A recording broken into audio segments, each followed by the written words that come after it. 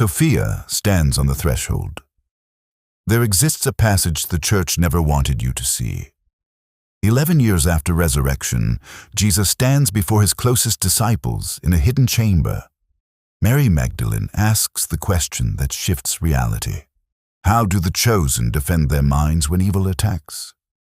Jesus offers no prayer. He does not tell them to seek help from above. Instead, he speaks a single word in Aramaic, tuned to a forbidden frequency, so dangerous that when the early church translated the scriptures, they buried it.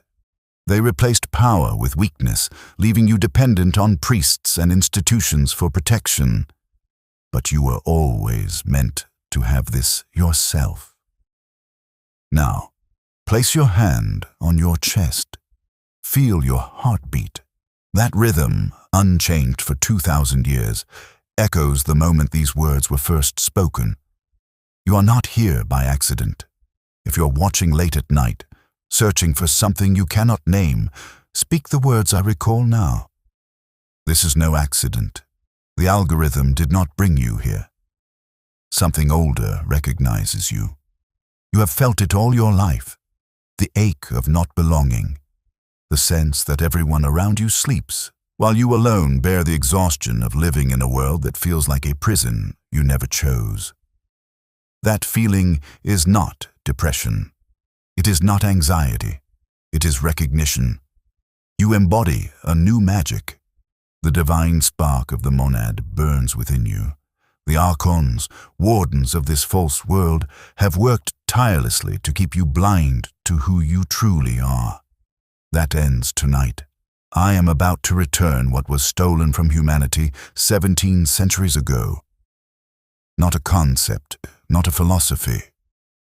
The precise Aramaic word Jesus used, 3 syllables, 1 frequency, and instant authority. Before I reveal it, you must grasp why it was hidden, how it was altered, and why your soul has ached for this exact thing your entire life. This is not education. This is activation. To understand the power of this word, you must first see the cage you were born into. The Gnostic manuscripts, hidden in the Egyptian desert for 16 centuries, reveal a cosmos unlike anything religion has dared teach.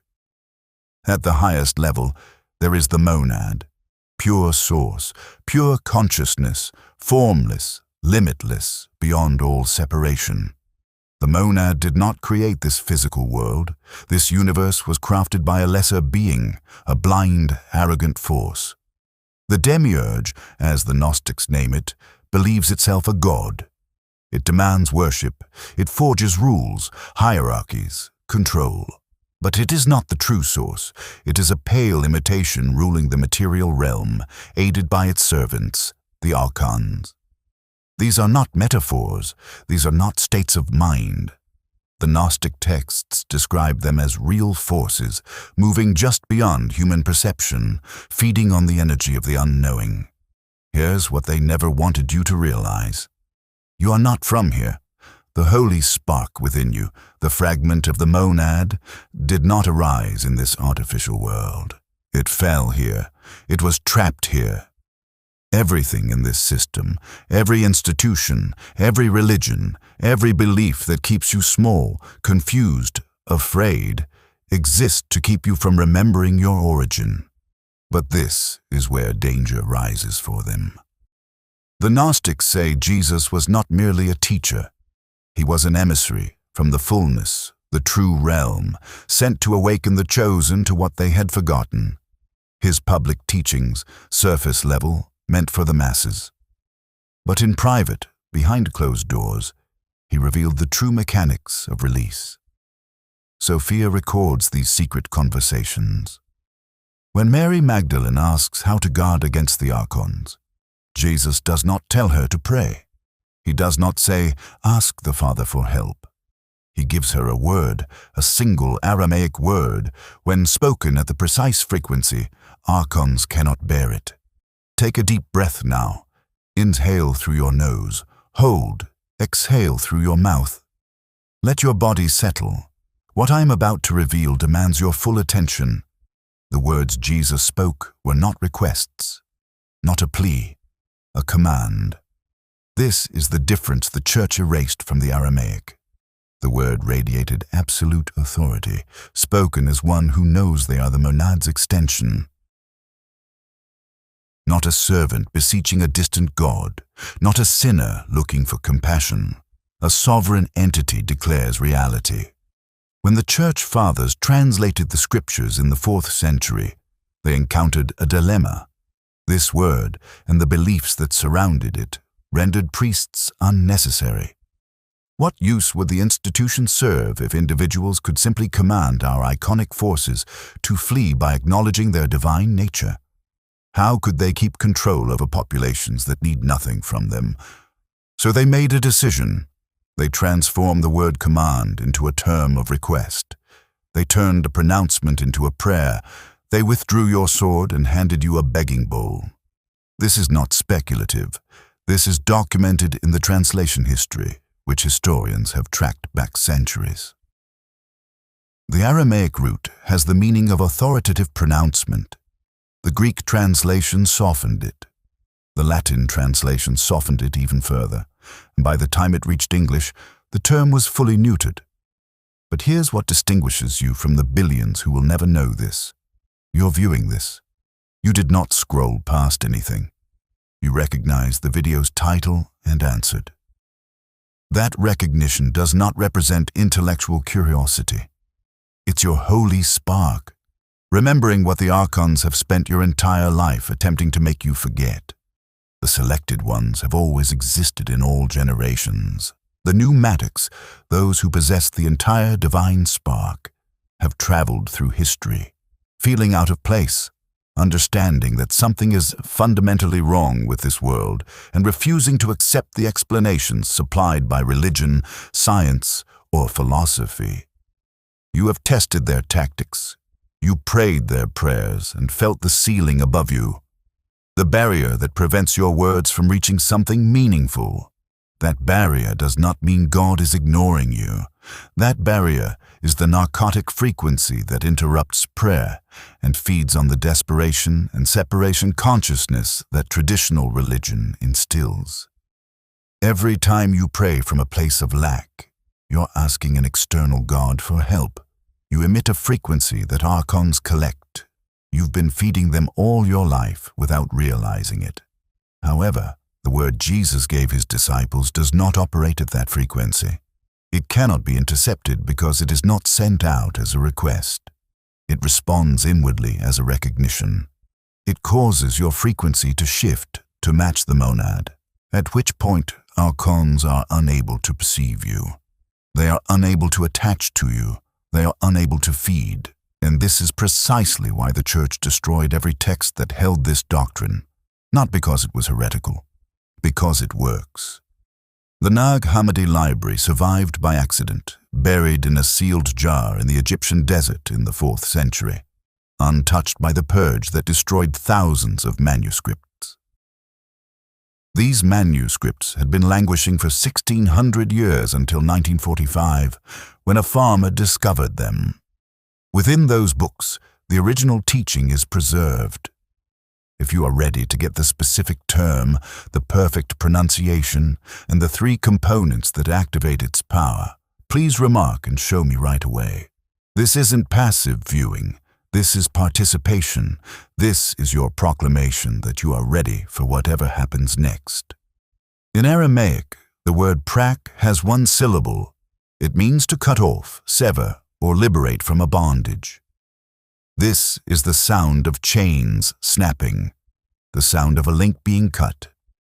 When Jesus said this, he was not urging dark forces to consider departing. He was breaking their connection at the source.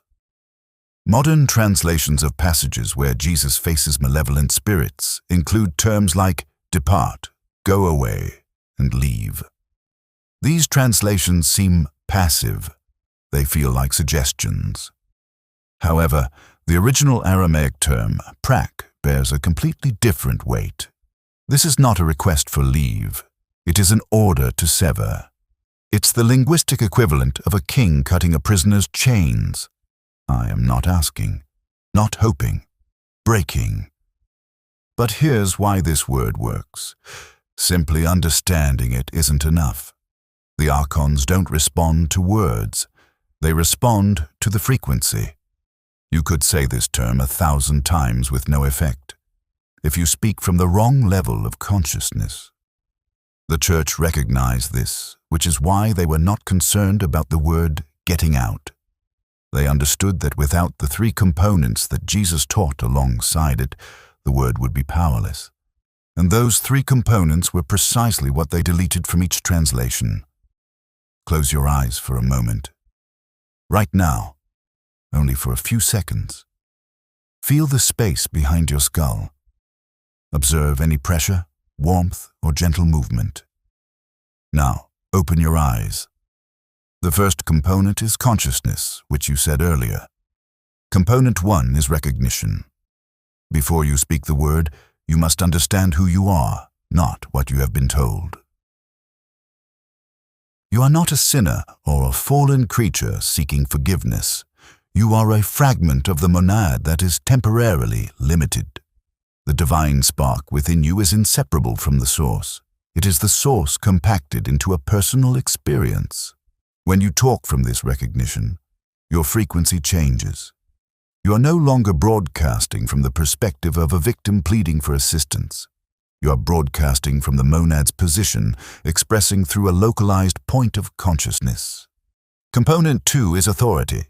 This is where church translations turn criminal.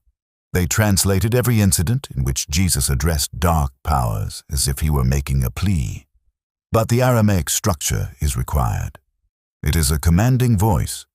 When Jesus mentioned the word praxis, he wasn't asking the entity to consider departing. He declared its immediate severance with the certainty of natural law. When you drop a stone, it will fall. When a person speaks with genuine authority, Archons run. Both are just how reality works. Volume does not equal authority. Shouting the term won't help. Authority stems from assurance, from the unwavering belief that you have every right to command, that your word has weight because of who you are, not what you ask for. Component 3 is the vibration itself.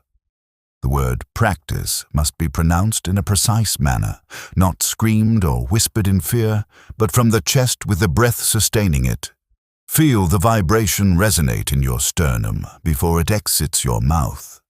The ancient Gnostics recognized that sound is frequency, which is the language of the non-physical realms.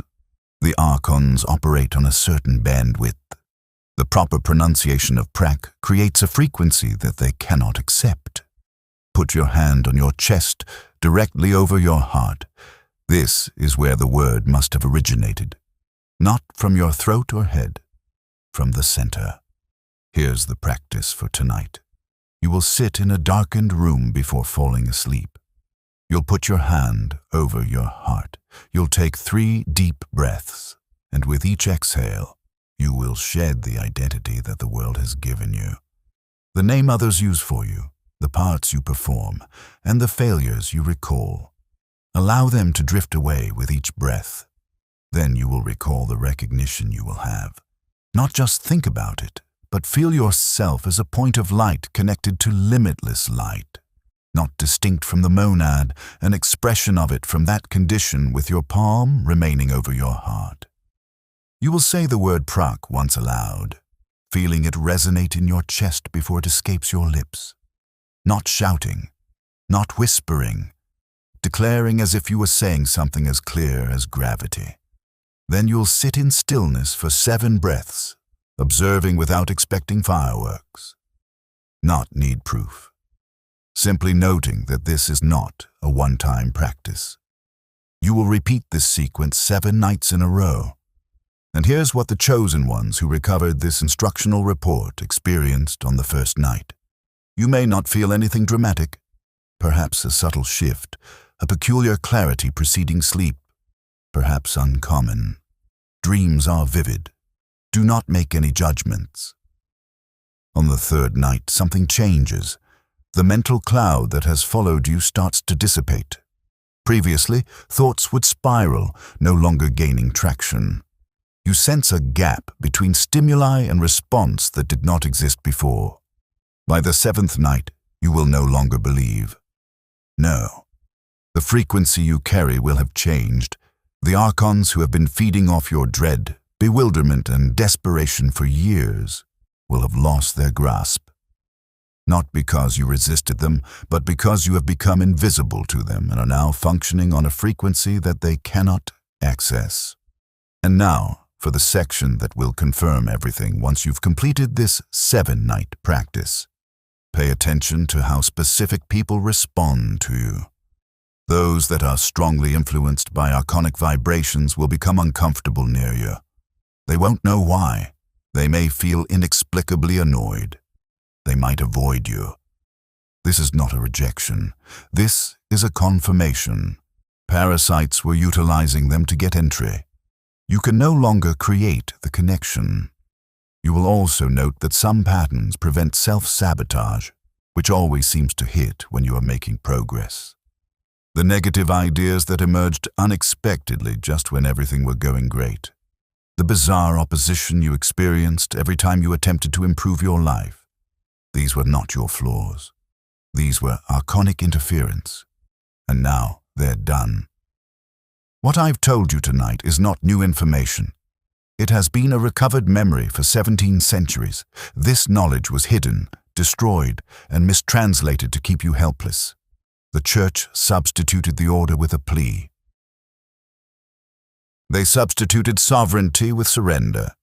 They substituted direct access to the monad with layers of priests and rituals designed to keep you reliant, confused, and feeding the very forces that hold you captive. But you discovered this out of millions that scrolled by. You paused, you listened, you stayed till the end. That is not a coincidence. That is the divine flame within you. Recognizing the frequency of truth, you now have the word track. You now own the 3 components: recognition, authority, and vibration. This is what Jesus revealed to his close entourage in those private chambers. This was what Mary Magdalene received. The Gnostics sacrificed their lives to protect this, and tonight it is passed on to you.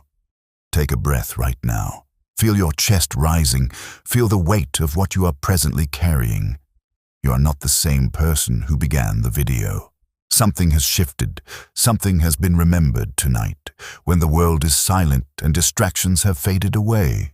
You will sit in the dark. You'll put your hand over your heart. You'll say the word that makes Archons flee, and you'll start the 7 nights that change everything. If you've received this instruction and feel the truth ringing in your chest right now, leave a comment below with the words, "I am sovereign." Allow other chosen ones to see your proclamation. Allow the Archons to see it too. You're no longer hidden. Subscribe to this channel and enable alerts. What I've revealed tonight is just the beginning. There are further teachings. The Church has been buried, and there are more powerful words and emancipation tools, and I will continue to deliver them to you. Do you like this video right now? Not for me. For the algorithm that suppresses this content, each like directs this training to another fresh matic who is searching. Just like you were looking, the line is unbroken from Jesus to Mary Magdalene, to the Gnostics who buried the manuscripts, to the farmer who discovered them, and finally to this very moment. You're the next link. Speak the word tonight.